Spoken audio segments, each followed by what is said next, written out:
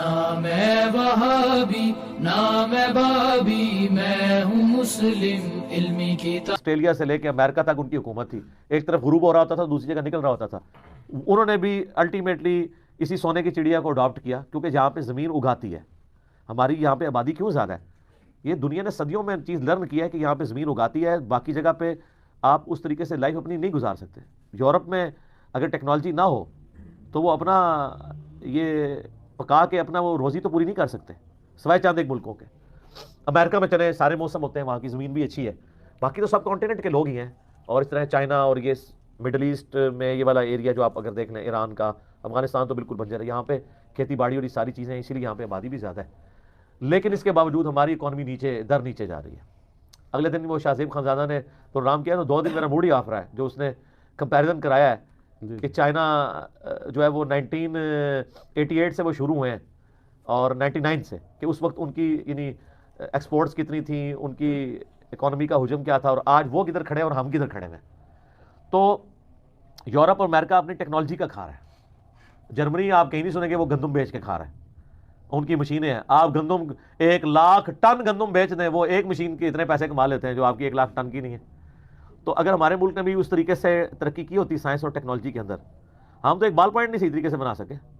حقیقت ہے ہمارے ملک کے اندر بال پوائنٹ جو بنتا ہے نا، چائنا سے یہ 10 روپے کا بال پوائنٹ دیتے ہیں، وہ چائنا 10 روپے میں وہ بال پوائنٹ دیتا ہے کہ جس کی ایک طرف ٹارچ بھی ہوتی ہے، دوسری طرف لائٹر بھی ہوتا ہے۔ ہاں کر لو گل، اور وہ دیکھیں جہاں سے چلا ہوگا انہوں نے بھی تو کچھ کمایا ہے۔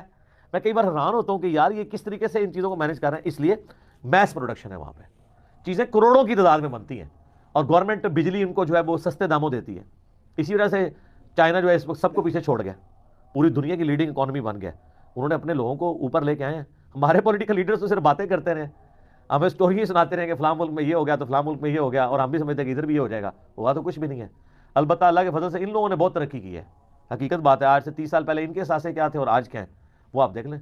ملک نے ترقی نہیں کی ہے، ان لوگوں نے ضرور ترقی کی ہے۔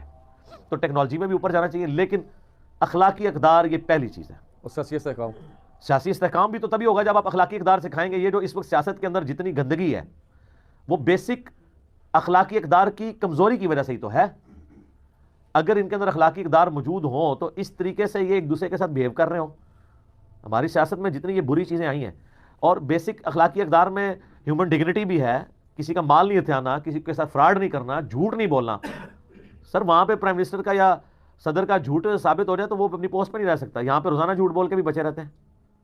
ٹھیک ہے، تو یہ سب کچھ اخلاقی اقدار کی کمزوری ہے، اور ہمیں تو ویسے بھی زیادہ کانشیس ہونا چاہیے کہ ہم کتاب و سنت کے ماننے والے ہیں۔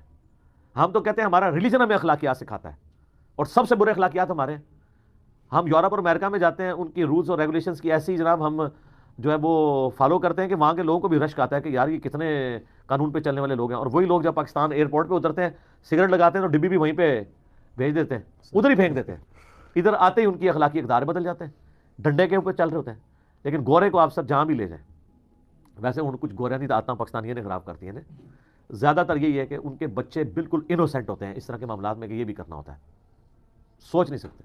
آپ پتہ ہے جاپان میں انہوں نے 5 سال کے بچوں کو آزاد کر دیا ہے کہ وہ خود اسکول جائیں گے، بالکل آزاد ہے، وہاں کوئی چائلڈ ابیوز کا خطرہ نہیں ہے۔ لیکن ماشاءاللہ عاشقان رسول کے ملک میں، بزرگان دین کے ملک میں چائلڈ ابیوز کا خطرہ ہی لگا رہتا ہے۔ لوگ قانون کو فالو کرتے ہیں۔ باہر کے ملکوں میں اگر وہ گاڑی میں سفر کرتے ہیں تو کنڈکٹر نہیں ہوتا، اپنا کرایہ خود ایمانداری سے ڈالتے ہیں۔ یہ نہیں ہے کہ آپ نے دور اسٹیشن پہ جانا ہے تو آپ کرایہ جو ہے وہ کم ڈال دیں، نہیں، ان کو یہ پتہ ہی نہیں کہ یہ بھی کرنا ہوتا ہے۔ یہاں آپ دیکھ لیں کہ کیا کچھ کر جاتے ہیں، بلکہ یہ جا کے ان کو طریقے بتاتے ہیں۔ کئی ملٹی نیشنل پاکستان میں آئی ہیں، انہوں نے انویسٹمنٹ کی ہے نا، پورا ٹیکس دے رہی ہے، تو یہاں کے وکیل ان کو، یہاں کے چارٹرڈ اکاؤنٹنٹ ان کو طریقہ بتاتے ہیں کہ اس طریقے سے آپ ٹیکس بچائیں۔ اور میں آپ کو بتاؤں، یہ تو میرے خود یعنی اتھینٹک ریسورسز سے مجھے یہ بات پتہ چلی۔ پاکستان میں آپ کو پتہ ہے پاکستان ٹوبیکو کمپنی ہے، جی جی، یہ بنگلہ دیش میں بھی ہے، انڈیا میں بھی ہے، پاکستان میں بھی ہے، جیلوں میں بھی اس کی برانچ ہے، جیلوں میں اس کی برانچ ہے۔ جی جی، اب کیونکہ یہ اس پہ آٹومیشن کے اوپر چلے گئے، اس وجہ سے ملازم کئی کافی فارغ کیے ہیں، لیکن ابھی بھی لوگ ہیں۔ انہوں نے ایک چارٹرڈ اکاؤنٹنٹ یعنی اسی اعتبار سے بھرتی کیا اور اپنے کاغذوں کو سیدھا کرنے کے لیے، تو اس نے ان کو مشورہ دیا کہ اس طریقے سے آپ اپنا ٹیکس بچا سکتے ہیں۔ انہوں نے اس کو نوکری سے نکال دیا کہ تم ہمیں ٹیکس چوری بتا رہے ہو۔ Very good. اس کمپنی کا 8 سے 10-15 سال پہلے 1 کروڑ سے زیادہ روز کا ٹیکس تھا جو گورنمنٹ آف پاکستان کو ہی دیتی تھی۔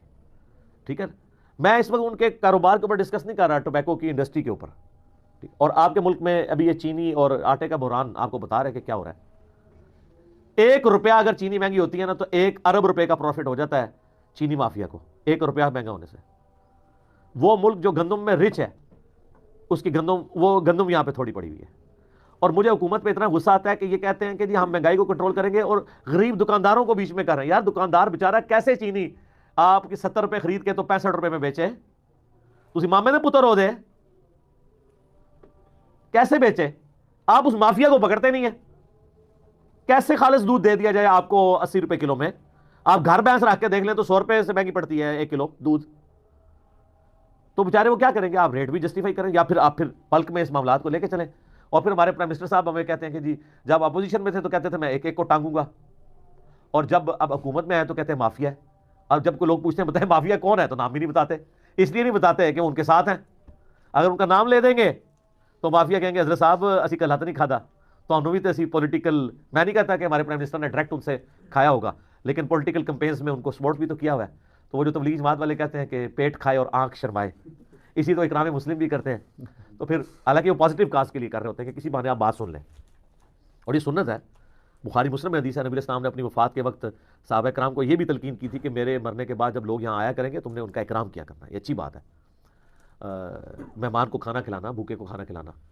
لیکن اس کے بعد اگر آپ بینیفٹس پھر ان سے ایسے لیں کہ پوری قوم تختہ مشق بن جائے تو پھر دیکھ لیں. ہماری ویڈیوز کے نیچے کئی لوگ کمنٹس کر رہے ہوتے ہیں انجینئر صاحب یہ ویڈیوز چھوڑیں, پاکستان میں اسلامی نفاذ کے لیے کچھ کریں, اسلامی سزائیں. میں کیا کروں, میں پرائم منسٹر ہوں, ہم ترغیب نہیں دلا سکتے نا. اور اسلامی سزائیں نافذ کرنا یہ تو سب کو پتہ ہے. اس وقت جو ہمارے آئین میں بھی سزائیں ہیں نا, یہ بھی اگر دے دی جائے نا تو دیکھ لیں کتنی تبدیلی آ جائے گی. ہمارے ریاستی اداروں نے, پولیٹیکل گورنمنٹس نے سالوں کے بعد یہ چیز لرن کی ہے. حالانکہ یورپین یونین نے ان پہ پابندی لگائی اقوام متحدہ کی طرف سے کہ سزائے موت ختم کی جائے, لیکن دہشت گردی رکتی نہیں تھی. تو انہوں نے فوجی عدالتیں بنا کے جس طریقے سے وہ والا معاملہ شروع کیا دہشت گردوں کو پھانسی دینے والا, تو آپ دیکھیں دہشت گردی کنٹرول ہوگی. اور اب نہ چاہتے ہوئے ان کو ماننا پڑا کہ یہ جو قتل کے بدلے قتل کی سزا ہے یہ ڈیٹرس کے لیے ہے, اس کے بغیر آپ عمل لا ہی نہیں سکتے. تو سورۃ البقرہ کی بات آپ پہلے ہی مان جاتے ہیں, وَلَكُمْ فِي الْقِصَاصِ حَيَاةٌ يَا أُولِي الْأَلْبَابِ, بالکل صحیح ہے.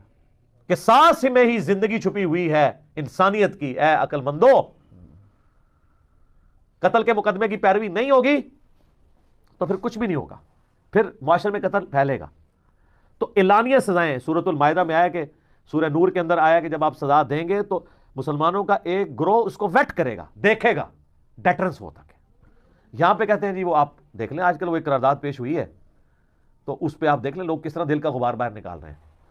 کثرت رائے سے اپروو ہوئی ہے ہماری قومی اسمبلی سے قرارداد, اور میں آپ کو پہلے پریڈکٹ کر رہا ہوں یہ ہونا کچھ بھی نہیں ہے, یہ کہانی ہے. یہ کہانی کا جب اینڈ ہوگا نا پھر میں انشاءاللہ آپ کو بتاؤں گا کہ آپ نے بھی میری کرامت مان لینی ہے. میں نہیں چاہتا کہ ایسے ہو, ہیپی اینڈنگ ہونی چاہیے کہ واقعی اسٹیبلش ہو کہ جو چائلڈ ابیوز کے اوپر ان کا اعلانیہ پھانسی دی جائے.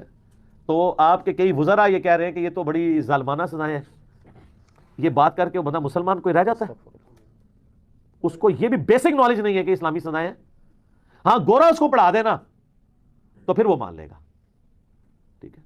یہ ظالمانہ سزا, تو جس گورے کی وکالت کر کے آپ کہہ رہے ہیں نا کہ ظالمانہ سزائیں ہیں, اس نے تو پھانسی کی سزا بھی ختم کر دی ہوئی ہے, عمر قید میں بدل دی ہوئی ہے. تو اب یہ وزراء جرت کریں نا اور کہیں کہ فوجی عدالتوں میں جو دہشت گردوں کو پھانسیاں دی جا رہی ہیں نا یہ ظالمانہ سزائیں ہیں, نال ہی ٹھوس ہو جائیں گے. بولو نا, ایک نمبر بنو نا. اس وقت تو سارے بڑھ چڑھ کے تو سائن کر رہے تھے اس جو ہے وہ ایکٹ کے اوپر. صرف پیپلز پارٹی نے مخالفت کی تھی, لیکن وہ بھی مخالفت اس لیول کی انہوں نے کی کہ یہ پاس نہ ہو. تو یہ آپ نے کیا 2 نمبری والا رول بنائے ہوئے ہیں. لیکن اس میں یہ بھی یاد رکھیے گا کہ بالکل کلین سویپ بھی نہیں معاملہ ہونا چاہیے.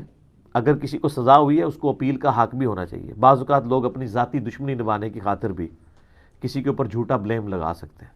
اس ایکٹ میں بھی یہ پاس ہوا تھا کہ ایسی سزائیں فوجی عدالتوں کی چیلنج ہو سکتی ہیں سپریم کورٹ میں اور ہائی کورٹ میں. اور آپ کو پتہ ہے درجنوں سزائیں فوجی عدالتوں کی جو پھانسی کی تھیں وہ سپریم کورٹ نے سسپینڈ کر دی ہیں, ہائی کورٹ نے سسپینڈ کر دی ہیں شواہد ناکافی ہونے کی وجہ سے.